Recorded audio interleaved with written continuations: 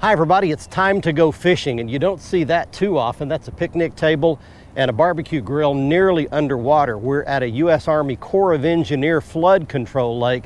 They let them get real high like that to catch flood water. Hopefully that won't affect what we're going to do today. We're going to try to catch white bass, hybrid stripers in the next half hour. Glad you're with us. Let's Fish TV is on the air right now. That is a fish. Oh man, look at this.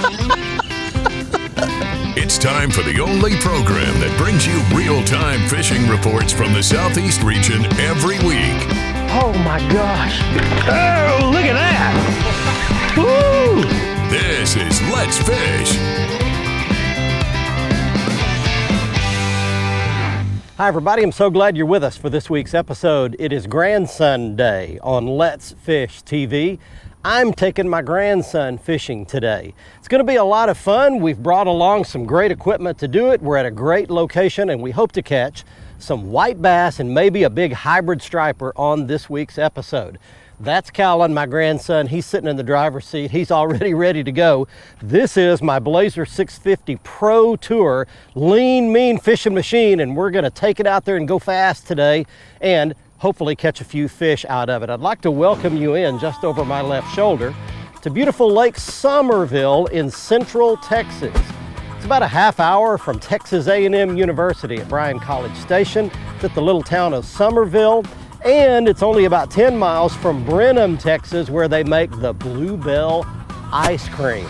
The lake is up a little bit right now. It's a couple of 3 feet high. In fact, some picnic tables are underwater out here, but that shouldn't affect the fishing. My reports from my guide friends say that the white bass are schooling on top and there's a few big hybrid stripers underneath them. I hope to catch some along with my grandson, Callan. While we're out doing that, we're taking you around your local region for this week's fishing reports from our expert team of insider reporters from your local freshwater and saltwater destinations to get you in on the fishing for this coming weekend. Right now, the Blazer 650 Pro Tour goes down the boat ramp into Lake Somerville in Texas. Next time you see us, we'll be out there. Let's get things started back at the studio in your weekend planner. Hey everybody, the saloon tables are indicating fair game fish activity both days this weekend. Peak daytime hours begin around 5:07 on Saturday and 6:07 on Sunday morning. The best evening fishing will begin around 5:42 on Saturday and 6:45 Sunday. Depending on your location, the sun will rise around 6:52 and set around 8:14, and evenings will have a moon that is 38% visible. Stick around, we've got fishing reports from across the area on the way, plus I'll return with Bassmaster Elite Angler Brock Mosley to answer this week's Ask the Pro questions. Stay with us. Let's Fish TV is proudly backed by Academy Sports and Outdoors, making it easier than ever to gear up and have fun out there. Power Pole, total boat control. Visit Mississippi. Good times are close by. Low Boats, 50 years of boating craftsmanship. Balls Out, made in the USA. Heavy-duty mounts for your fish finders. All right, we got doubles. Now let's compare size. Who wins? Who wins? Me. Come on!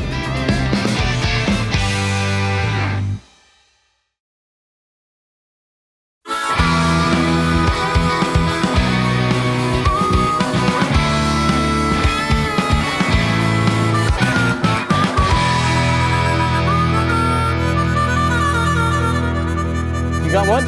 Yeah, I think I got one. Reel. Reel as fast as you can. There he comes. You got one, dude. All right, there's a white. You got him, buddy. Good job, my friend. The first one. How about that? All right, I'm gonna grab his body. You grab his lip. Grab him by the lower lip right there. With your thumb, like I taught you. There you go. And you caught him right in the side there. Hold him up in front of your chest there. There you go. How about that? Give me some knucks. Welcome back, everybody. We've made it out. You can toss him back. We're not keeping him today. We made it out on Lake Somerville. This is Callan, my grandson. And so we're fishing for white bass. And we actually saw a few fish. Did you see all those fish schooling? Yeah. They were just, do you know what they were doing? No. They're chasing little bitty, in fact, there's some more right over there. They're chasing little bitty shad. That's what they're eating. And they chase them up to the surface and then they just go crazy, splashing water everywhere. So, okay, so you start hopping that along and I'm gonna talk to these folks in a minute. Lake Somerville is just outside 40 minutes from Bryan College Station where Texas A&M University is. This lake is about 11,000 surface acres. It's got about 40 feet of water in it depth-wise. It's got white bass, big old hybrid striped bass, largemouth bass, crappie, catfish, kind of your basic species. Where we are is we're fishing some main lake points, and points are always a good spot to look for white bass because they can herd the shad up on that shallow point and feed. So Callan's got the first one in the boat, and we're gonna jig a spoon around. We'll try it on the bottom, we'll try reeling it up through some schools and see if we can find some white bass. Hey folks, it's time for your Carolinas Report, brought to you by Crazy Sister Marina, the leader in water sports along the Grand Strand. We want to help you live like a local when you're in town here. Bring your family out, come down, rent a boat, get a kayak, paddle boards, we've got it all right here. Want to go out on one of our incredible charters? We've got plenty to offer and we'll put you on the fish. Book your trip. Visit crazysistermarina.com for more information. Our good friends in North Carolina, we know that you've been missing out on being able to harvest those flounder. Your season's coming up. It's right around the corner. September 1st through the 14th, 15-inch minimum and 4 fish per person a day. Get out and enjoy it. Captain John Owens, he loves 3 to 5-inch mullet, fishing on those near-shore reefs and live bottom close to shore this time of the year. Also the offshore up in North Carolina, let's talk about that. Starting to see some big tuna getting caught. Nice fishing offshore. You know, Hatteras is an incredible area. This has been your Carolinas Report. Remember, fish smarter, not harder, and keep your chaos organized. I think I got him. You got one? Yeah. There you go. Is he fighting you? Yeah. Oh yeah. Oh, I got one too. We got doubles. Reel him in, Bubba. Go that way with him if you can. Oh, that's a nice one. Oh yeah. Caught that one jigging it off the bottom. Let me get this one in and we'll have both of them. Mine's, oh, don't tell me mine's smaller than yours. Come on. Come on. Grab his lip. Good job. There you go. All right, we got doubles. Now let's compare size. Who wins? Who wins? Me. Come on. What are you doing catching a bigger one? So what were you, just kind of hopping it? Yeah. Off the bottom? Were you reeling it too or just hopping it? Hopping in, reeling. Yep, and letting it fall back. There's 2 of them. They got fins, so we'll see that right there? That will put a hole in your hand, buddy. That's a nice one. All right, I'm gonna let mine go back, and you can too. You caught a bigger one. All right. The warm weather months are always a good time to catch these white bass. And they do school, but there are some keys to this. You need to be there really early, and I know that's hard to do with a kid, but you need to come early because a lot of the schooling happens early in the morning before the sun gets straight up overhead. Once that sun gets up high, those fish tend to go down and you gotta jig them off the bottom with a spoon or a slab. Then late in the evening, and we're late right now, and the later it gets, the more these fish are coming up. Now the one exception to that is clouds. If you get a good cloudy day, and we do have a lot of clouds today, then you can get them schooling in the middle of the day. But early, late, cloudy days, those are your keys for schooling white bass. Look at that! Look what you caught, Colin! Oh my gosh! Right.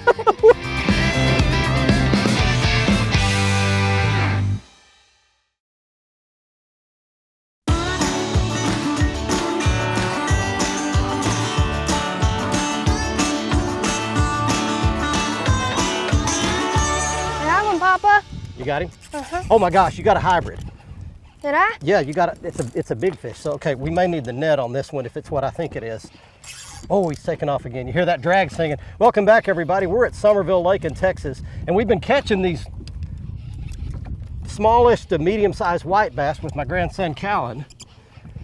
And all of a sudden, he threw that red-eye shad out there, and now he's hooked into something. I'm gonna, oh my gosh, yeah. Okay, step forward. I'm gonna grab the net. Step forward. There you go. Okay, just Keep working him. Rod tip up high now. Stop reeling and work him. Rod tip up. Okay, reel a little bit more. A little more. Oh, back towards me. Look at that! Look what you caught, Callan! Oh my gosh! Giant. What do you think? It's a giant. You caught a big old pig. Oh man, look at this. I knew these were in here, and I was just hoping that we would actually be able to catch one of them, and Callan did it. Okay, now he has got a mouthful of that red eye shad, so there. Okay, this is gonna be, step down there. Oh, what do you think, dude? Look at this. Grab that. Lower. Okay, this is gonna be, okay, put one hand under here, and then the other hand in there. Squeeze hard as you can with your thumb. Grab it all the way inside his mouth, all the way in there. Okay, up he goes. Look at this. Back here a little bit. Hold him up a little higher, hold him sideways. We got it like that. He's heavy, isn't he? Mm-hmm. What do you think? He's a big boy, and he would be great to cook, but we're not. We're not? We're not cooking him. Dude, is this the biggest fish you've ever caught? Probably. This is about I'm gonna say that's about a 6-pound hybrid striped bass. And see the broken lines here, the smallmouth, the big wide body, and he's actually got a couple of patches of fake teeth on his tongue. But that is the good one. Hold him up a little higher so everybody gets to see him real well. And that is my grandson Callan with his first hybrid striper. I am so happy, dude. That's fantastic. Okay, we're gonna put him back kind of easy over there. We're gonna just get over there and gently, okay, there we go, good job. That deserves a double high five, fist bump. Way to go, dude. Gulf Coast fishing is on fire for a wide variety of species, and sharks are everywhere along the South Georgia coast. I'll be right back with all the fishing details, but first this from our good friends at Foreshore Transportation. This part of the program is brought to you by Foreshore Transportation, the simple solution to all your freight hauling needs. Foreshore can ship freight across the country or across the state. Whatever the load, wherever the destination, Foreshore gets it done fast, safe, and hassle-free. Captain Patrick Garmerson in Mobile Bay says the fishing has been just outstanding. Patrick says he's catching Spanish mackerel, spotted sea trout, and white trout too. These fish are in 8 to 25 feet of water around the oil and gas rigs. He also says the trout and red fishing have been very good in shallow water, but those fish are taking live shrimp. In Mississippi, white trout fishing has been excellent around the state-marked reefs and the inshore waters, and of course the spotted sea trout fishing continues very, very good on the south side of the islands, particularly Horn and Ship Island. In Georgia, it's sharks. Sharks are just everywhere. He's catching lots of fish around the shrimp boats. These are black tips and lemons. Lots of these fish are going 50 to 100 plus pounds. Well, that's it for the Southeast Coast. Get out on the water and take a youngster with you when you go. Let's Fish TV is proudly backed by Lose. Feel the difference. Waypoint Customs. Customize your boat your way. Strike King. Tie one on. Glacier Glove. Stay outdoors longer with our gloves, hats, and shades. Fishing Specialties. Makers of the premier mount assembly for live sonar. Nip him. Careful with the hook. You know, it's real important that you teach kids. Don't do everything for them.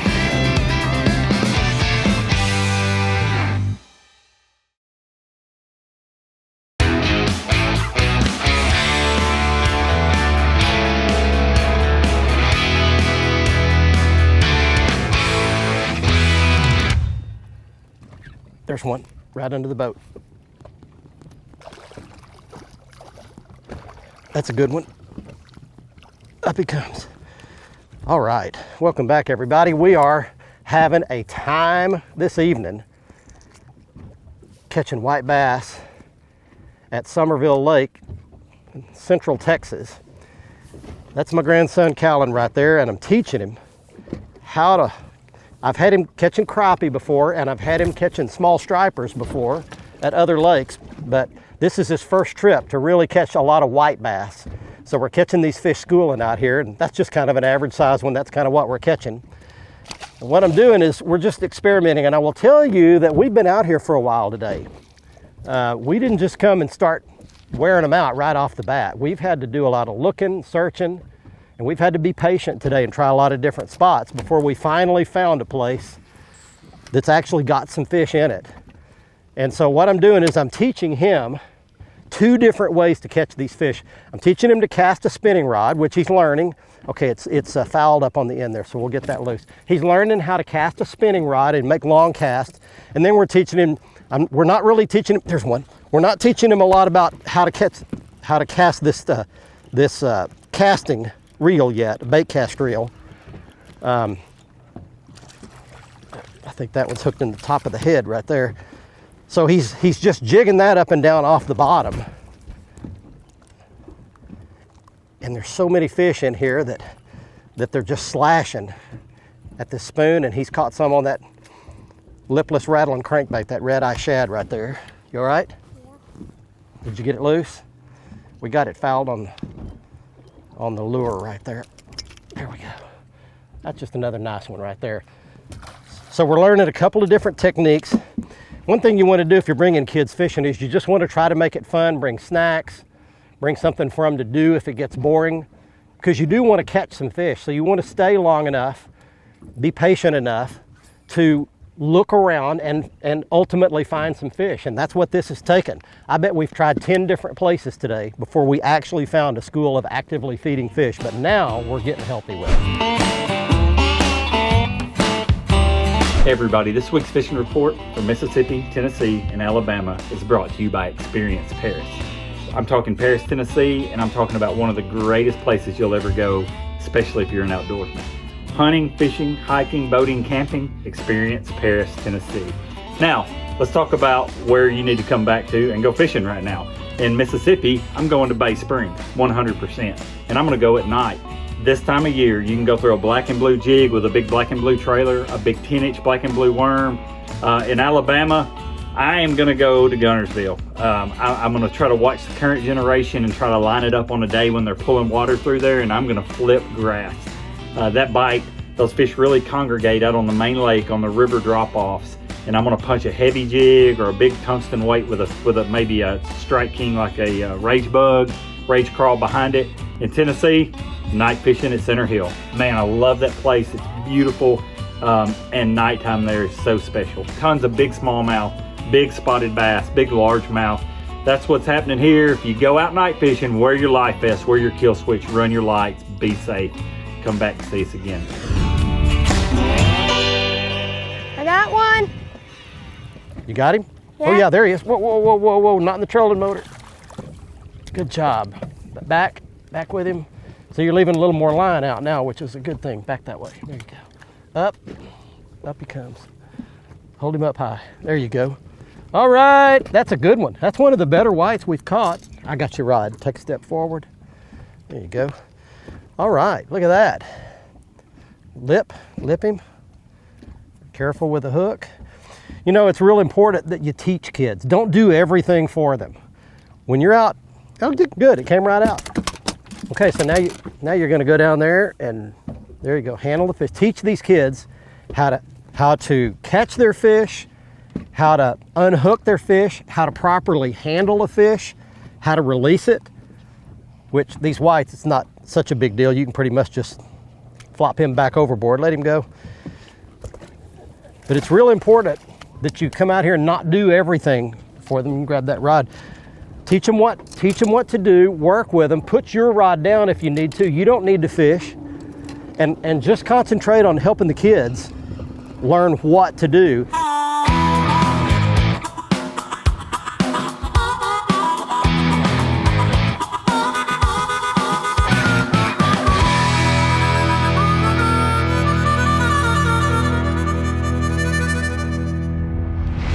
Watch our latest episode or catch up on past episodes on our website at letsfishtv.com. Be sure to hit the subscribe button on our YouTube channel, like us on Facebook, and follow us on Twitter for new fishing videos every day. And download the free Waypoint TV app to get all the latest episodes every week on your phone, tablet, computer, or smart TV.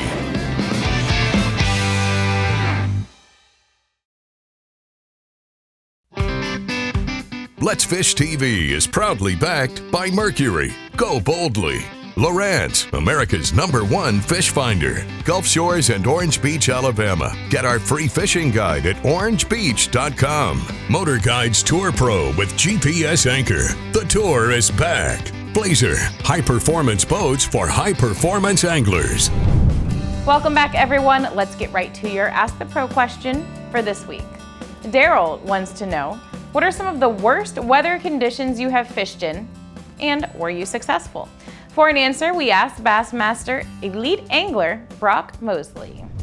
If I'm practicing or even in a tournament and an event, if it starts cracking and lightning, I'm headed toward cover, whether it's a bridge or a dock, something where I can get out of the weather and I feel safe. I really don't feel safe until I'm actually inside of a building somewhere, but a few weeks back, we had an event on Neely Henry, and our whole practice seemed like we would fish for an hour, have to take cover for 2 hours, and the whole 2 or 3 days of practice, that's what we were doing. So definitely don't do lightning, and really don't want to be around it when it is coming down. Thank you, Brock. If you want some help from one of the pros, simply go to letsfishtv.com, follow the Ask the Pro link to submit a question. Now it's time to find out who wins this week's Big Catch of the Week. We have safely made it back to the boat ramp, got everything loaded, and it's time right now for this week's winner in our Big Catch of the Week contest. She's Abigail Pitts of Marbury, Alabama, with a 6-pound largemouth bass she caught at Lake Jordan in Alabama. Here's today's Right Stuff, presented by Academy Sports and Outdoors. Next up, it's the Academy Right Stuff, showing you the right gear if you'd like to catch white bass and hybrid stripers, like me and my grandson Callan did on this week's episode. A great rod and reel combination to teach kids how to fish is the Lew's TP 1X Speed Stick. This is the 7-foot medium action rod. It's the perfect stiffness for what we did. It's got the wind grips, very comfortable, and it's paired with the Lew's Speed Spin reel. So I had it spooled up with 20-pound test Strike King tour grade braided line in the bright yellow color. As far as the lures are concerned, the spoon that we used is the Strike King Mark Rose Ledge spoon. You can see it's white on one side and chrome on the other. And the Strike King Red Eye Shad, anything in a shiny chrome color will work really well. I don't intend to be morbid, but I do want to make you think. Some folks are extremely comfortable and even fearful to even talk about the subject of death or dying. But health experts and medical professionals all agree that it's a topic we need to be able to talk about. God created these bodies with a shelf life. They're all going to wear out at some point. So the quicker we can get more comfortable with talking about what's going to happen toward the end, the less freaked out we'll be when that time actually comes, and the more peaceful we'll be between now and then. And to wrap this thing up, I'd like to give a shout out to Harvey Abke of Hooked Up Guide Service right here at Lake Somerville. He helped us out. He showed us all the good spots. He put us right on the spots where we wound up catching the white bass and that big old hybrid striper that my grandson Callan caught. You can contact him at the information you see on your screen. Thanks for joining us. Until next week, I'm Barry Stokes saying, let's fish, everybody. Be safe, have fun. Bye-bye, y'all.